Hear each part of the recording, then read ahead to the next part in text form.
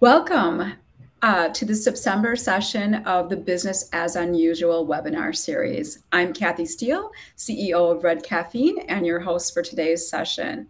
So a couple of housekeeping items before we jump into our session today. You can ask questions and provide answers into the chat feature. If you're joining us via one of our social stream channels, please feed your questions into the chat, and Dana Welters will be moderating that chat and feeding those questions into our guest speaker today. So I'm going to kick things off with some introductions. If it's not your first Business as Unusual, you may recognize my co-host, Tom Lederay. He's managing partner at M3 Learning.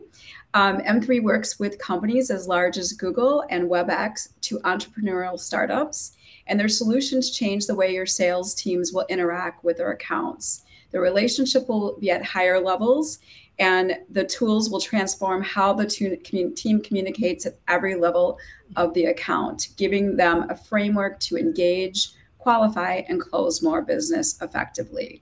Tom has been a disciple of M3 Learning process since 2000, which seems like a really long time ago now. Tom, when I say that seems, Kathy, it is a long time ago. Right?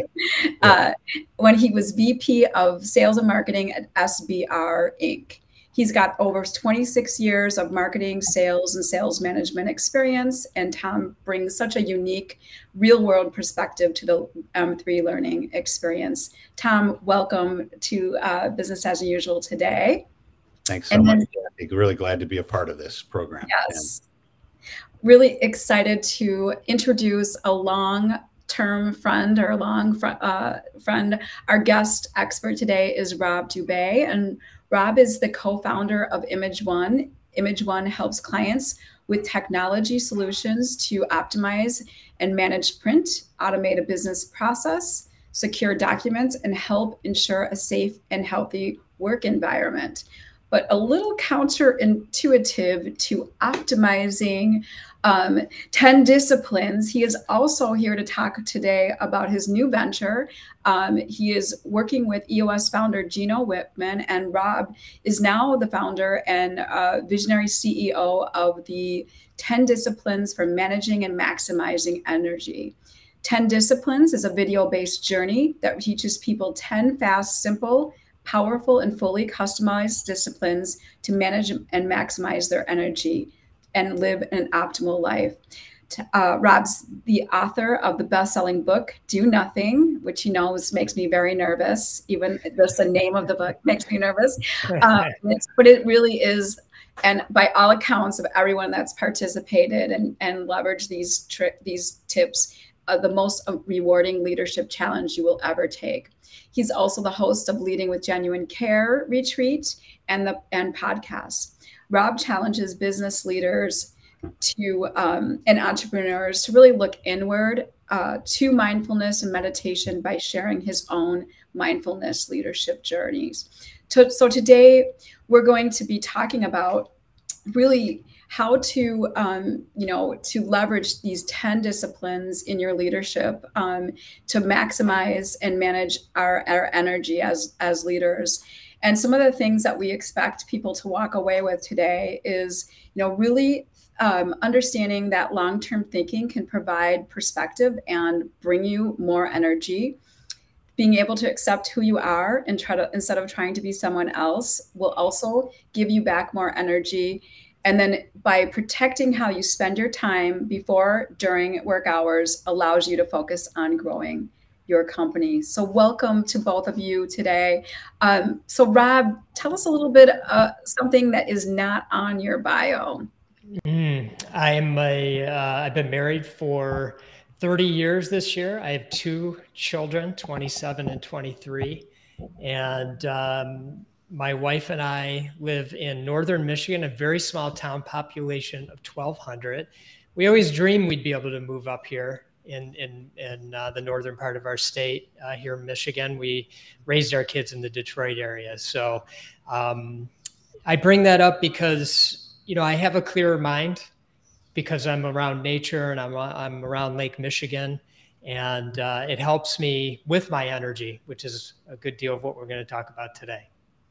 So, Excellent. and thanks for having me, by the way. This is so amazing. I really appreciate you, Kathy and Tom. And I'm excited to share these 10 disciplines with everyone who's been able to join us today. Well, I do say that Rob was one of the people that introduced me to EOS, the Entrepreneurial Operating System, and I wish I would have jumped on it the right after the phone call we had many years ago. It took me a little bit longer. I'm always kind of a slow starter, but it has been a game changer in my organization and many of our clients' businesses as well. So really excited to level up by using these 10 disciplines, or at least understanding where I sit with these 10 disciplines to help get more energy back into my life and business. So a little bit about Red Caffeine. We're a growth consultancy, and we help leadership teams navigate which is their most optimal opportunity for growth. But one of the things that we find in many cases is that it's working with us or working on growth initiatives is not financially a barrier, is not always financial. It tends to be a lot more about people's time. So even if your business is not running on EOS today, I think one of the most challenging resources we all have as leaders of organization is getting back time in our life. And so really thrilled to jump into today's session. So we're going to go into a little different format. Usually Tom and I are going to be asking the questions, but we're going to flip the script, and Rob's going to take us through this very interactive session of all the different disciplines. And Tom and I will be rating ourselves on these leadership disciplines, and we're going to see what areas we really need to work on in our business and personal lives. We're going to lay ourselves bare. There you go. There you go. Chad, I'm going to pick on you guys a couple of times, but again, thank you. And, for everyone out there, hopefully you have a worksheet that was sent to you, because, I'm hopeful that you'll participate here and not just listen to me talk the whole time. That'll get boring real fast, but this is about you. And so, use this time to just sort of clear everything out, turn off, you turn your phones on quiet, maybe turn them over, turn your notifications off. I mean, you showed up, so what the heck, you might as well be fully present and make the most out of this. And I hope I give you something to think about by the end. Let me first just mention a little bit about the 10 disciplines and what they actually do.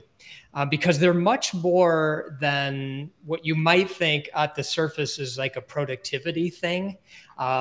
They really, and our goal here is they really help you to create freedom in your life to allow for your creativity to flourish. We want it to spark.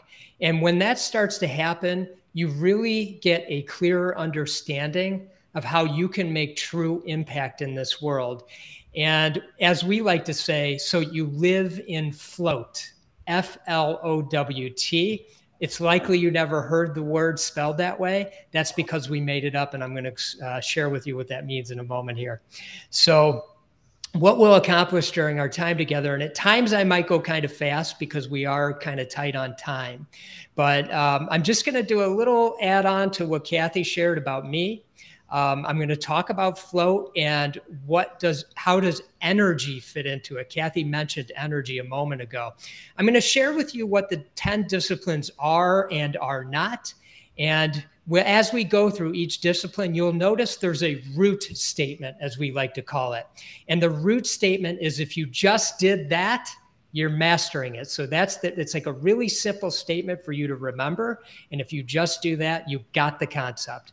And finally, you'll assess yourself. So if you don't have the worksheet, just grab like a piece of paper or something that you can, even if it's a Post-it note, just so you can scribble a couple things. It'll be really easy. So very quickly, just to add a little bit about what Kathy said about me. What Kathy shared and what I kind of share about my family is that's my outer world. And most of us at this point in our career, if we're on this, it's likely we have mastered the outer world. We've done some good things in our lives. We've had a measure of success. You know, maybe we have good incomes at this point and we can go and we can do things and have some unique experiences and we can have things. And, you know, all the things that, you know, you kind of strive for when you're young and you get going in your life. And those were all great things, by the way. I think they're very, very important. But the next part to it is you kind of get to those success points, I guess, for lack of a better way of saying it, you start to, many start to feel as a little empty, like something's missing. Like I've reached the top of the mountain or I'm darn near close to it. And it isn't everything I thought it was going to be. It's really great. It's comfortable, but it isn't everything I thought it was going to be. And what's missing for many of us is just a little bit more focus on our inner self. And so that's, believe it or not, what the 10 disciplines really helps us to do. And I'm going to explain a little bit more about that. But I want to share about my inner self because I had a great deal of trauma that I experienced growing up. And that led to a lot of stress and anxiety in my life.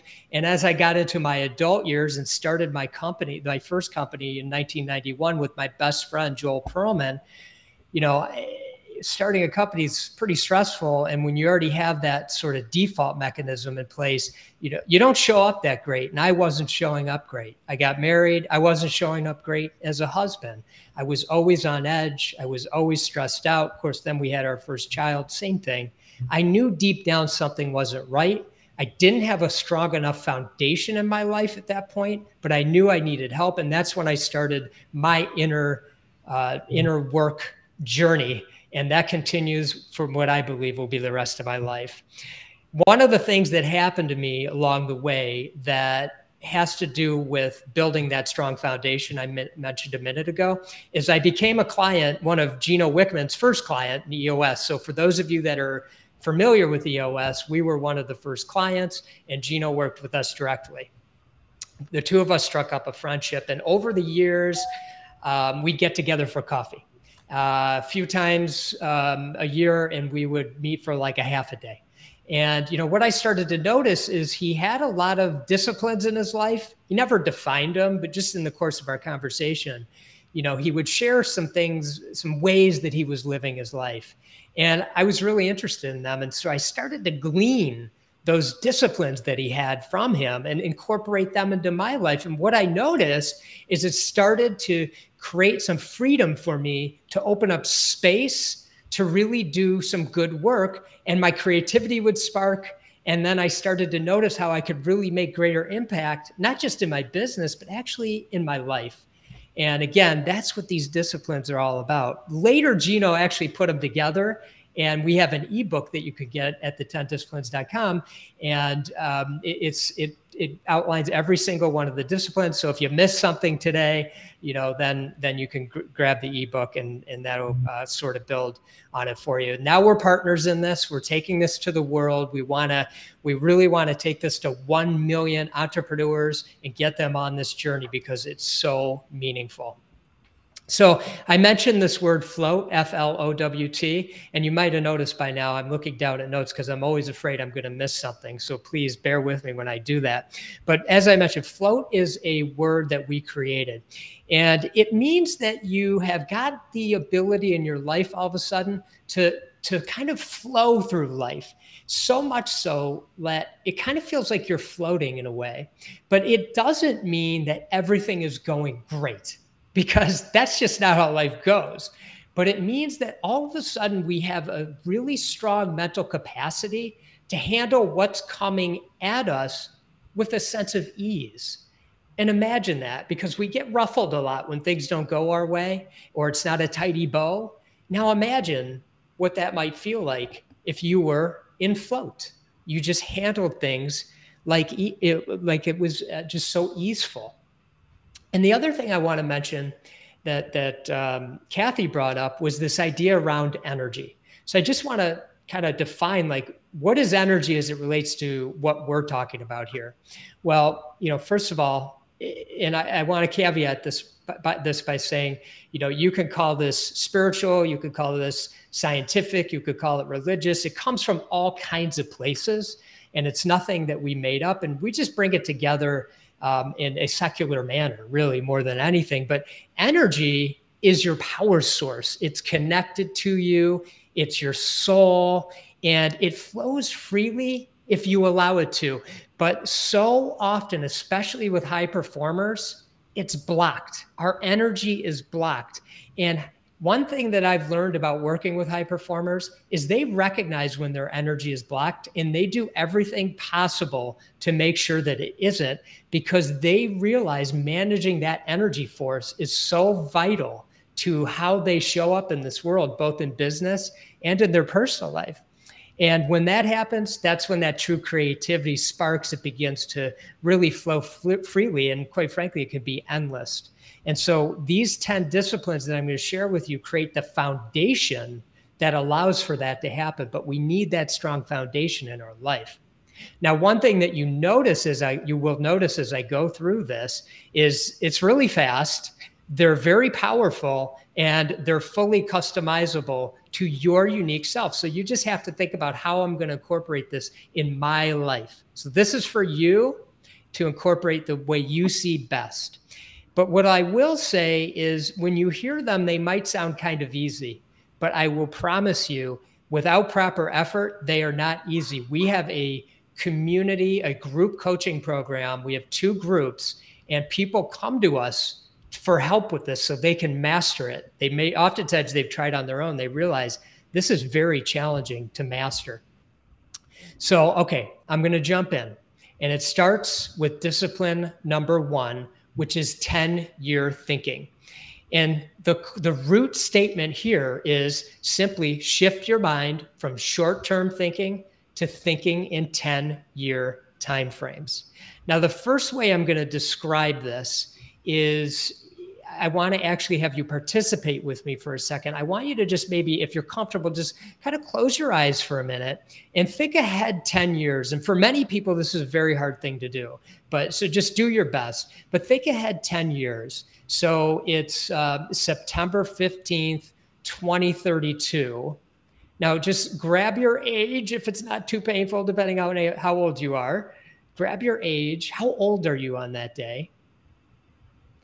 And then think of maybe 1 to 3 things, broadly speaking, or they can be specific, of how your life looks. What's happening? What does it look like?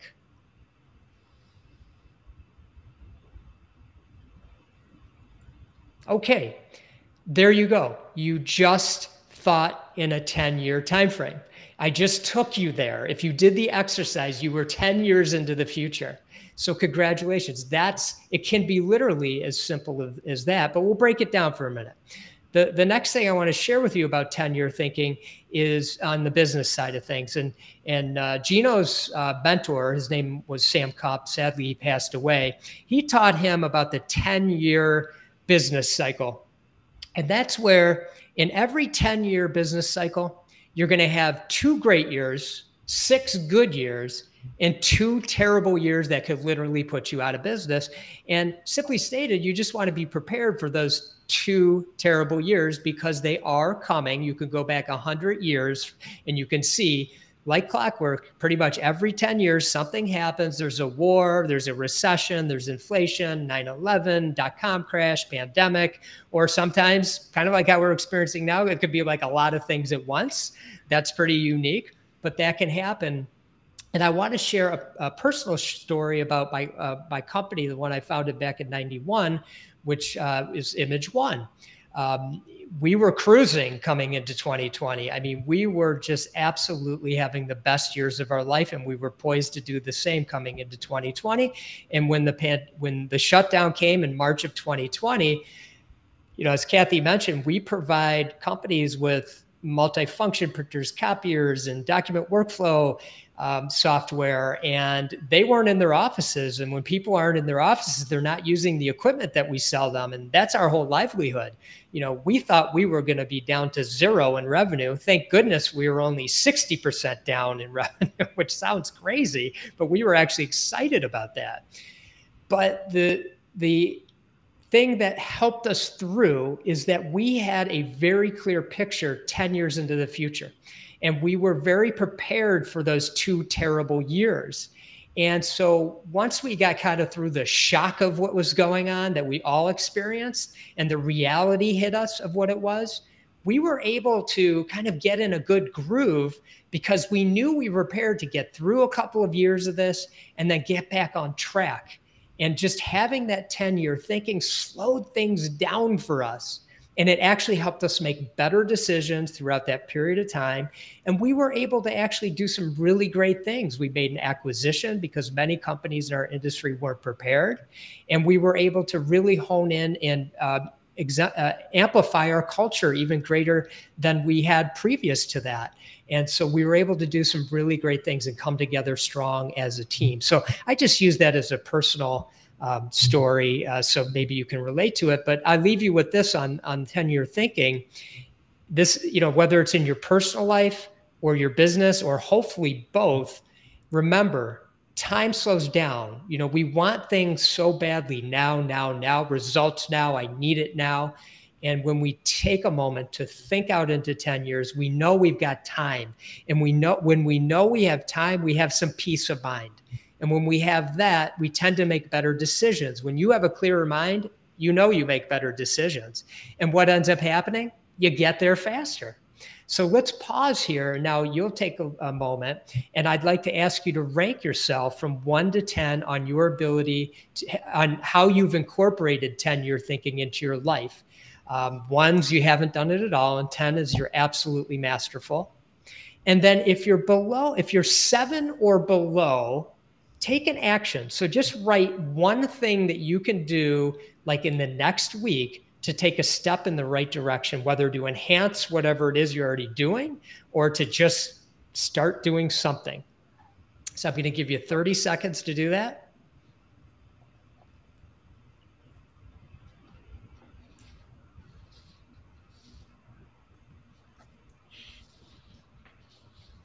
Okay, great job. So let's move on to discipline number 2, which is Kathy's favorite, take time off.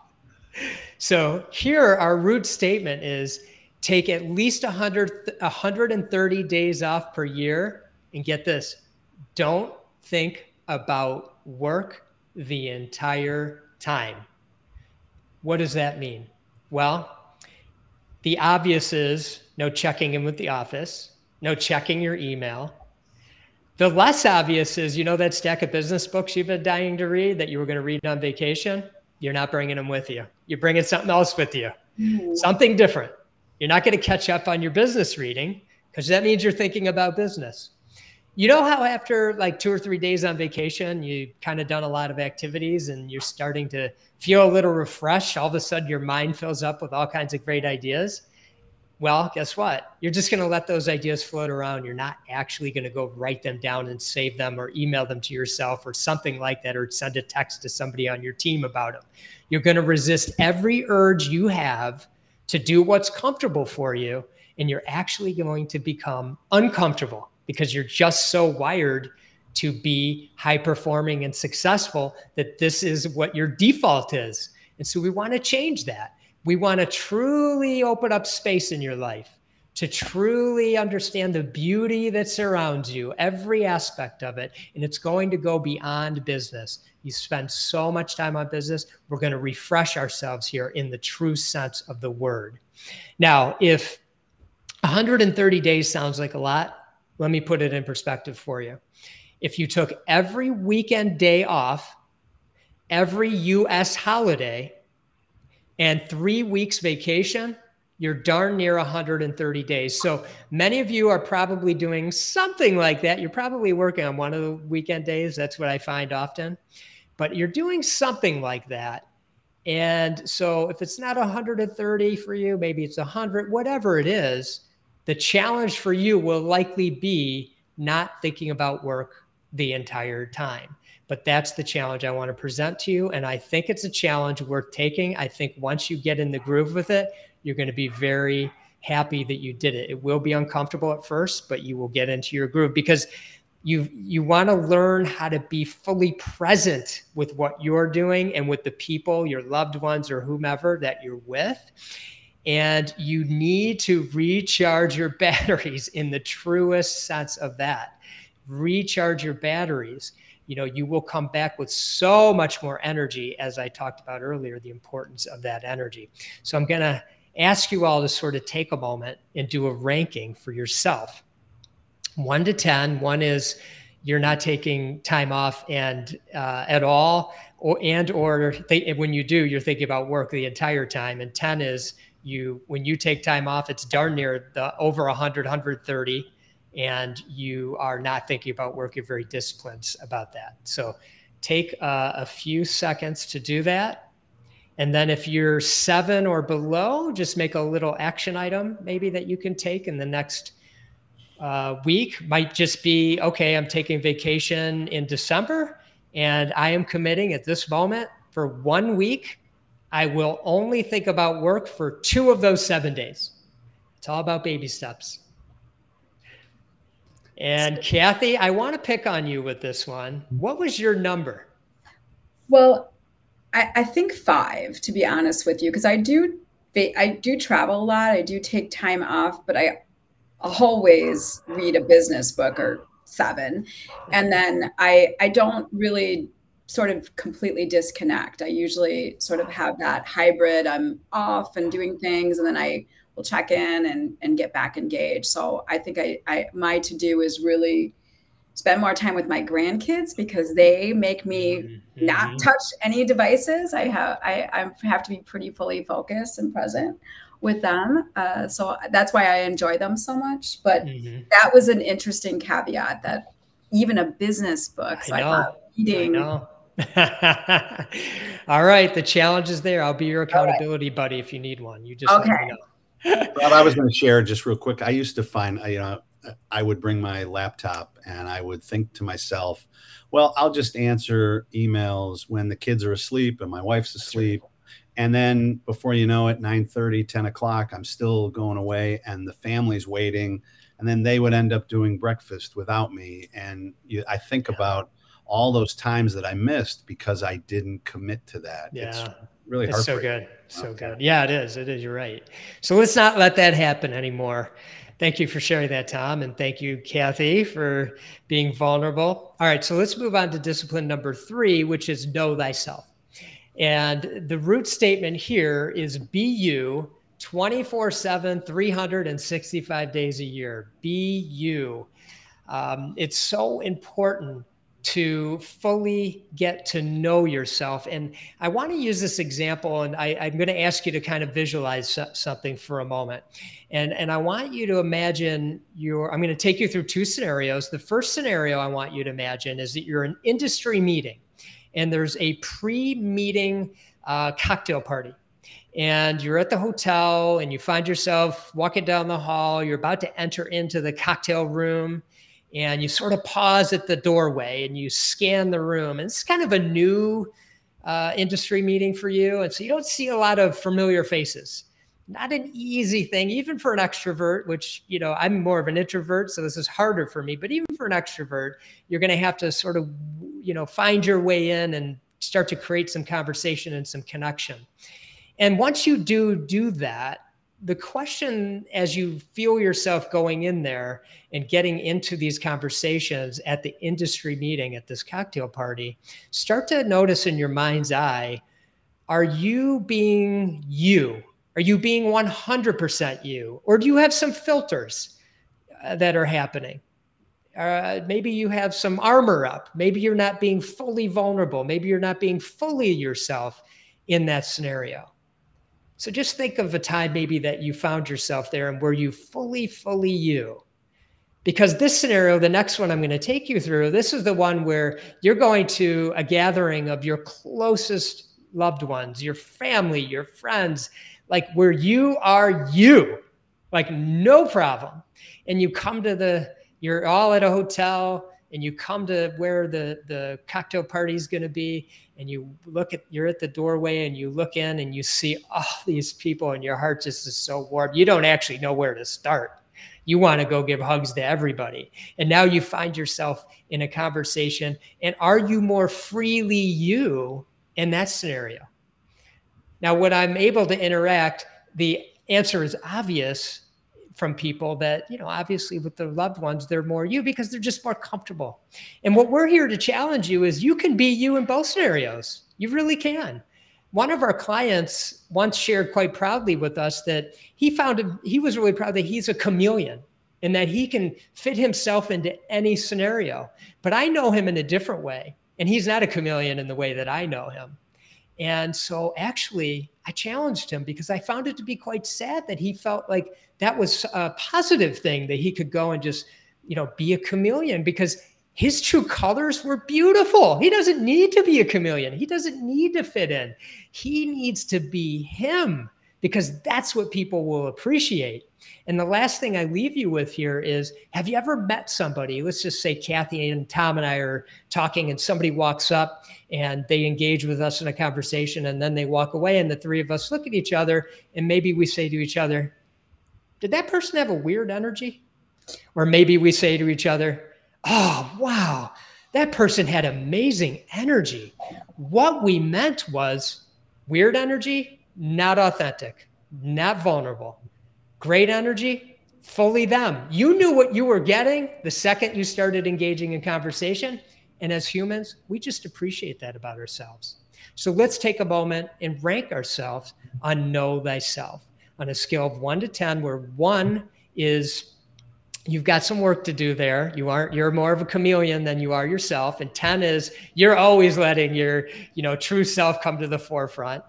And then if you're 7 or below, be just an action item that you could take in the next week.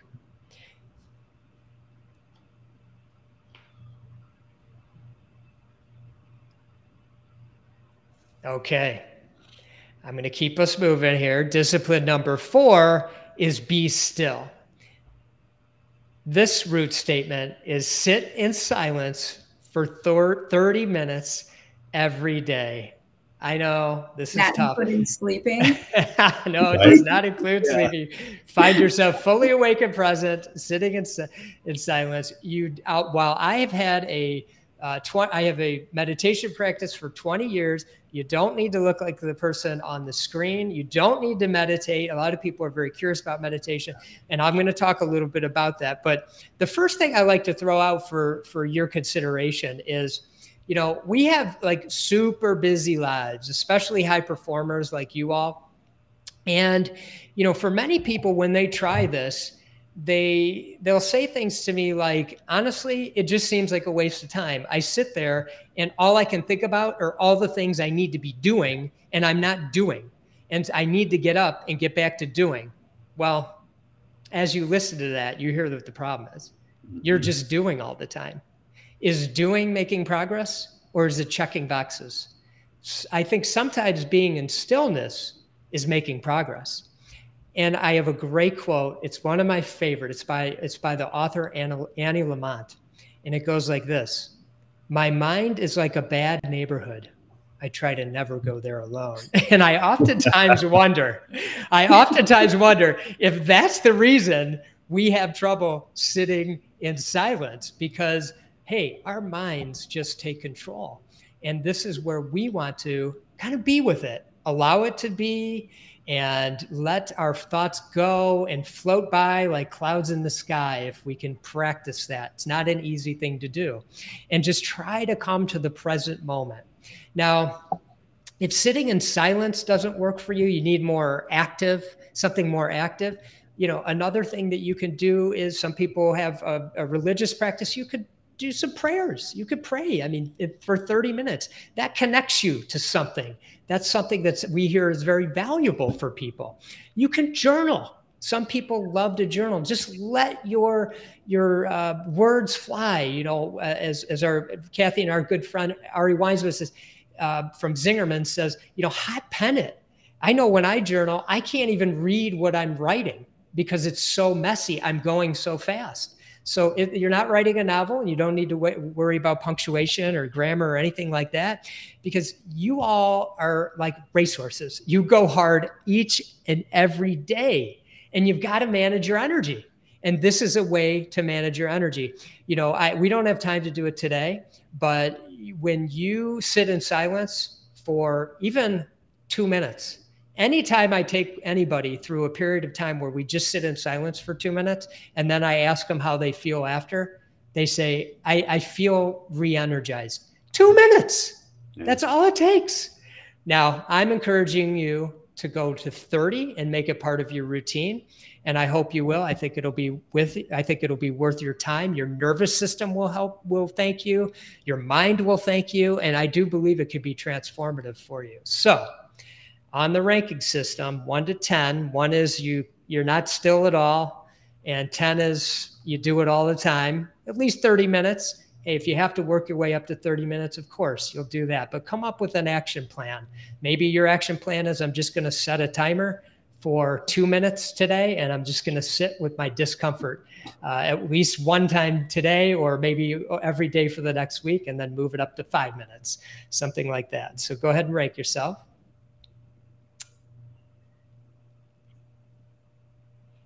Okay. I'm going to move on to discipline number 5, which is know your 100%. Here, our root statement is decide on and commit to the perfect number of hours per week and weeks per year that you will deliver your value to the world. You see, this is your work container. This is the number of hours where you have the most energy, the number of weeks that you can work in a year where you know you can give it all at your highest level. Likely, if you're like most people, you're going beyond those boundaries, and which means you're not doing your best work, actually. Less is, I'm not making this statement up, less is more. And you have very specific, unique qualities. And I want you to work within those unique qualities well over 80% of your day, well over 80% of your year. And so this is what we want to focus on. I'll give you an example of a story from myself personally. I'm a runner, and when it was early on in our business and our team started to grow, part of my morning routine is going for a run, and then we had meetings that started to take place earlier and earlier and earlier, and it got to the point where I couldn't get my run in. And I had a business coach at the time, and I said, I'm really frustrated because I can't get my run in anymore. And he said, why? What's going on? I said, the meetings are starting too early. And he said, why do you accept the meetings? And I said, I don't want to mess anybody else up. And he said, you need that run. You're messing everybody up by showing up. You're not your best self. So I went to the team and I said, can we start an hour later because I need to get my run in? And they all said, yeah, sure, no problem. Problem solved. And my energy was so much better because of it. So it could be as simple as that. Think about what your version of that story is. What are the sacrifices that you're making that you may not need to be doing? And then where does it end? How many times do you have 1 sacrifice, 2 sacrifices, and the list just keeps going on to the point where it's draining your energy? So you must protect your time. Delegate and elevate. If you're familiar with EOS, they talk about that a lot. This will increase your productivity, your creativity, and of course, your energy. So let's do that self-assessment, 1 to 10, where 1 is you are so bad at knowing you're 100%. You're not protecting your boundaries at all. And 10 is you're amazing at it. So find your number and just jot down a real quick action item.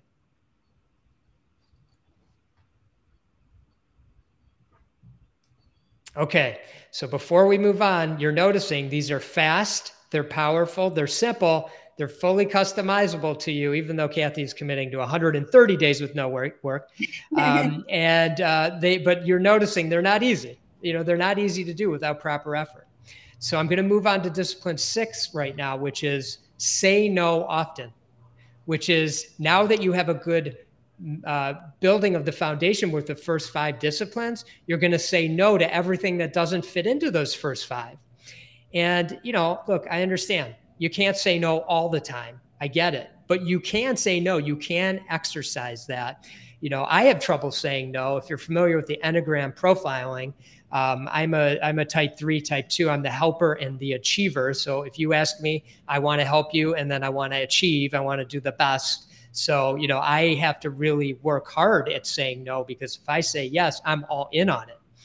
And so what I want you to think about here is maybe something in the last week or 2 weeks that you said yes to that you regret saying yes to. You wish you didn't. It was easy to say yes in the moment, maybe because you're a helper like me, but as the time came around where you had to deliver on whatever it was you said yes, maybe you saw a meeting on your calendar and you think, I don't have any time for that meeting. Why did I say yes to that? Your energy drops and you show up and you just want to get done with it. Now, the pain that you experience from saying no when asked is much less than the pain that you're experiencing when you get to that meeting and your energy drops and that dread feeling of when you see it on your calendar. So that's what we want to work towards here, is saying no. Now, 2 things I want to share with you. First, baby steps. If this is hard for you, start exercising this muscle of saying no 25% of the time, 1 out of 4 times. If you do that, you're going to save, if that's an hour meeting once a week, you're going to save yourself 4 hours a month. There's a simple starting point for you. The other thing that in saying no is it's so freeing, and you're just going to notice how your energy rises. So if somebody comes to you and you want to say yes, say no, and do it with grace. Provide 1 or 2 resources for them where they can go get the help that they're looking for. And that way you'll feel better, you helped, and they'll feel better because they have direction and they will respect where you're coming from, I promise you. And so with that, take a moment to make your assessment. 1 to 10, 1 is you're horrible at saying no, 10 is you're masterful. And just very quickly, an action.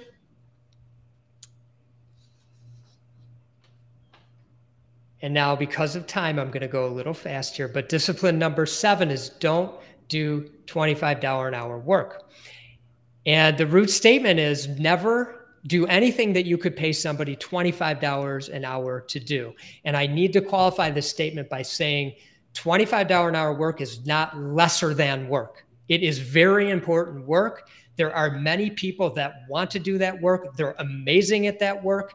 And are happy to do it. They're dying to do it. So it's important work. This isn't what this is about. This isn't about somebody being above or below the other. This is about your pay grade. And if you're doing $25 an hour work, you're likely below your pay grade. And so always just ask yourself, whatever I'm doing right now, is this $25 an hour work? And if so, what do I need to do to delegate it, to get it off my plate? Make a plan for that. You will add value with your team members or employees. You're going to bring more value to your company, and you're going to be more strategic. Your customers are going to appreciate you more, and your loved ones are going to appreciate you more, because I'm not just talking about work stuff. I'm talking about the household as well. You know, anything that you can delegate and gives you more energy, say like on the weekends or whatever, so you don't have to take care of it, that's going to give you more energy.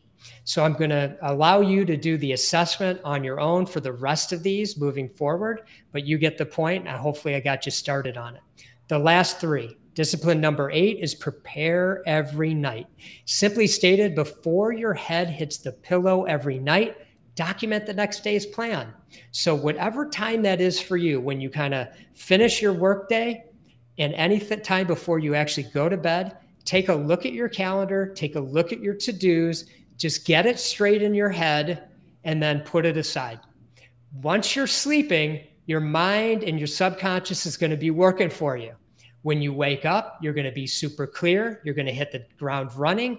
You may have even solved a problem or come up with a creative solution for something while sleeping. You may notice that might have happened to you in your life, where all of a sudden you're, making your coffee and you go, oh my God, I have an idea. This is what we need to do. Your subconscious was working on it while you were sleeping. So prepare every night. Discipline number 9, put everything in one place. Pick one place, just one, where you will capture every idea, commitment, thought, action item, and promise throughout the day. This is as simple as a notepad. One thing, not multiple notepads, multiple journals, multiple electronics. One thing, just pick it. And as you're in your meetings, as you're going in between meetings, as you're working on email and something, an idea comes to you, you jot it down in that one place. As you shut down at the end of the night, you look at your one place and you just disseminate where all those things go. They might go to your calendar. You might delegate it to somebody on your team. You might take an action item that you need to follow through on in the morning, etc. The sad thing about leaders is that we are letting our teams down because we have so much coming at us throughout the day. We lose track of some percentage of it, and we don't even realize it. And our team oftentimes don't call us out on it. So we're walking and we're unconscious about it. So just pick that one place. And I finish with discipline number 10, which is be humble. And simply stated, view yourself as an equal to every person on the planet. And as you see here, on that scale from arrogant to humble, find out, just ask yourself and be really tough on yourself. Where do you land on the scale of arrogant to humble? And if it's anywhere beyond the middle to the left, please work on bringing it up to humble, because there is nothing in this world like a humble person. We all know who they are, and they are so wonderful to be around. And so with that, Kathy and Tom, thank you so much. I really appreciate you bringing me here today. Wow. It's fantastic. Really fantastic. I loved a lot of the context. I know we talked about this, in our prep session, but I'm curious, because I tend to prepare in the morning. Is there an advantage to preparing at night? I like what you said about, because I do tend to wake up and be, oh my gosh, I didn't do X, and then I'm up. Is that intentional that it's in the evening? Mm-hmm. Yeah. I think it's so powerful, because when you go to sleep with a clear mind, you know what's got to happen tomorrow. You've got some problems you got to deal with. You got some creative solutions you got to come up with. You go in with trust, and you allow your subconscious to do the work. Allow it to do the work. When you wake up, you're going to be surprised. You're going to notice more clarity. Good night's sleep. Subconscious did the work. You're going to have some solutions.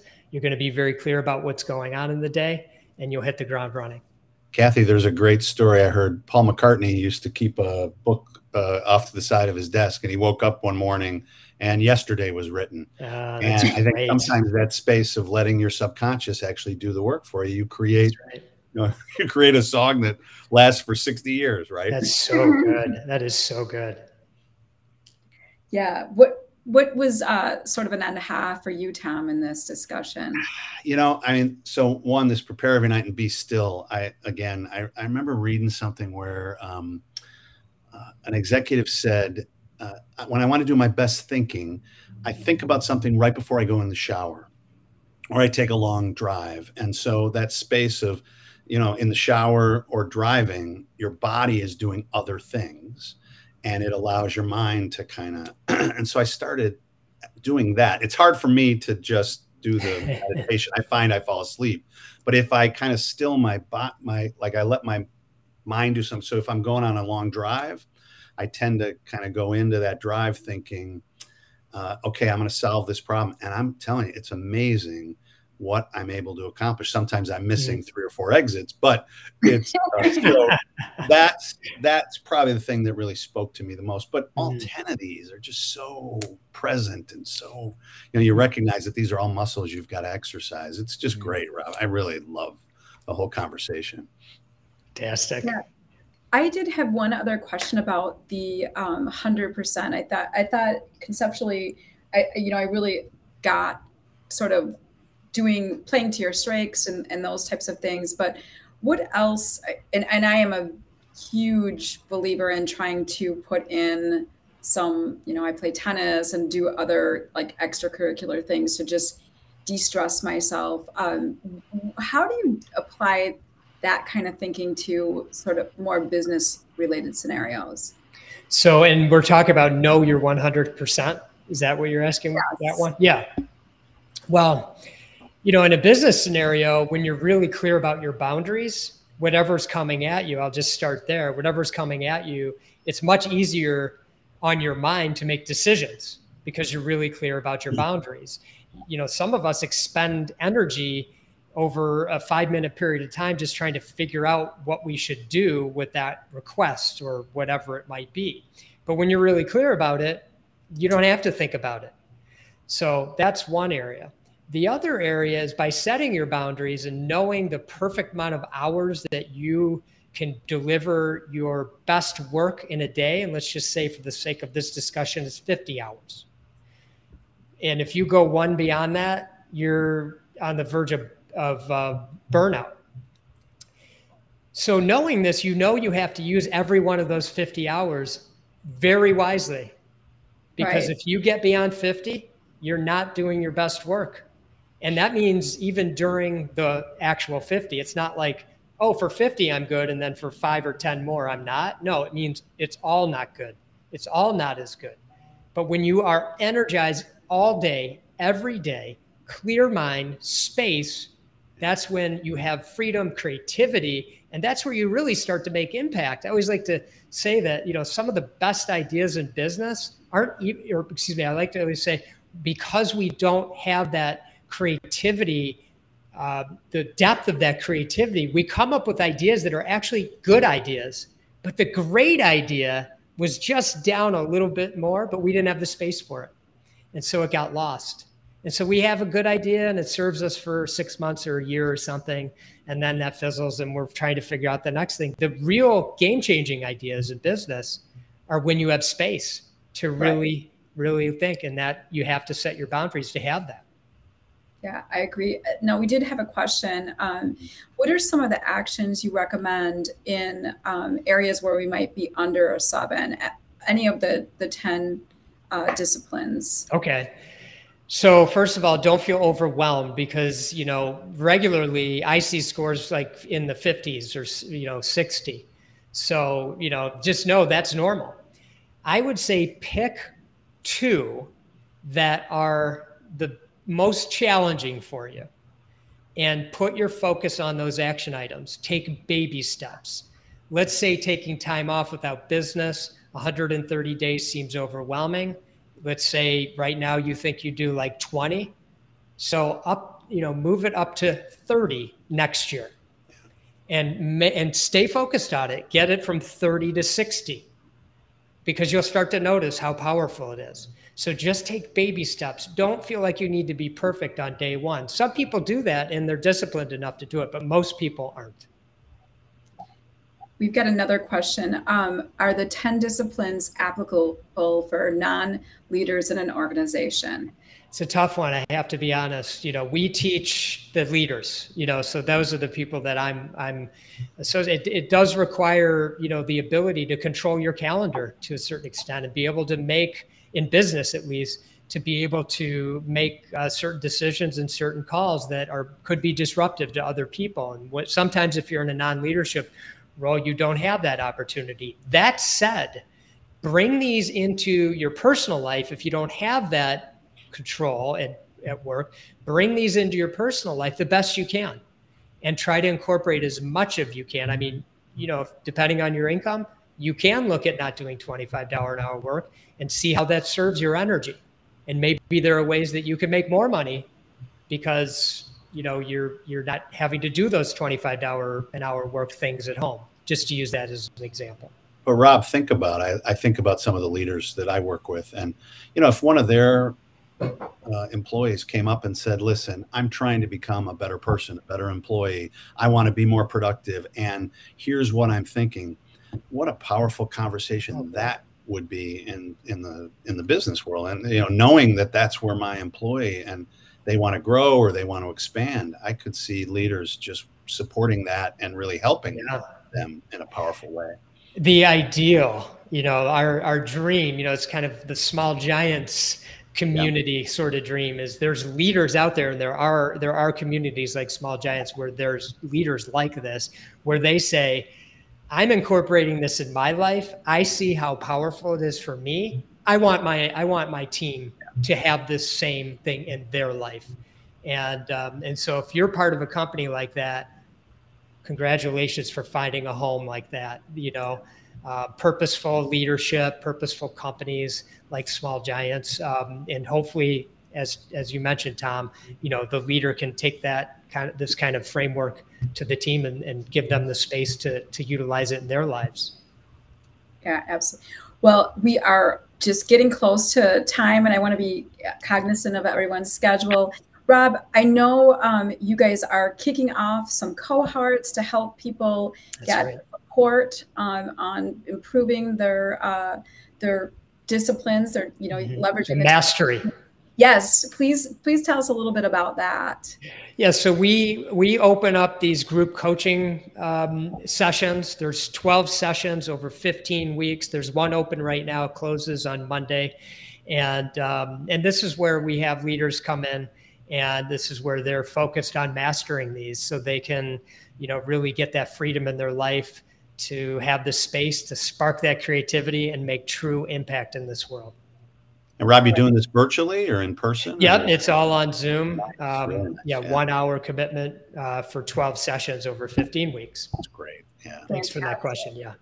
And so we've got Rob's contact information up here. If you want to reach out to Rob and get any more one-on-one feedback on the 10 disciplines, please reach out, put business as unusual in the subject line or in your message via LinkedIn so Rob knows that you are coming from our session today. And then I do believe you're going to be at the EOS conference at Summit in That's right. April next year. So for all of the EOS businesses, please look for Rob and connect with him on the 10 disciplines next year at Summit. Awesome. And thank you so much. We're going to talk about what's coming in October. Well, but first, I wouldn't want to forget to thank our sponsors, Insperity, HR Source, and of course, Tom from M3 Learning. And then our next session is going to be in October. And we are going to be talking with Tim Schum. He is the founder and president of Lucas James Partners, and he's going to be talking about talent strategies in a recessionary environment. I think all of us that have been hiring and looking at building our teams out have been through so many different ups and downs, and now we've got a new caveat to the hiring process. So Lucas James Talent Partners offers a really unique approach to antiquated recruitment industry. So he's got some really great ideas on cost-effective and different ideas for building your team in a recessionary time as well as growth times as well. So he is just a fun guy and a real rock star in the talent space. So I hope people will join us to hear Tim's perspective on what to do in your hiring for 2023. So thank you again, Tom, for joining us, being my co-host. It was just a pleasure. Great conversation. We'll have to bring this to our breakfast group and see how our friends from Small Giants and Executive Breakfast Club rate themselves on. I'll tell you what's great about this conversation is I don't care what age you are, you're going to say, I wish I did this 10 years ago. Exactly. Rob, such a pleasure to see you again. I really appreciate it. I look forward to, and wish you guys the best of luck in your cohort. Thank you so much. I will see you at the summit. So see you there. All right. Thanks, everyone. Have a great day. You too.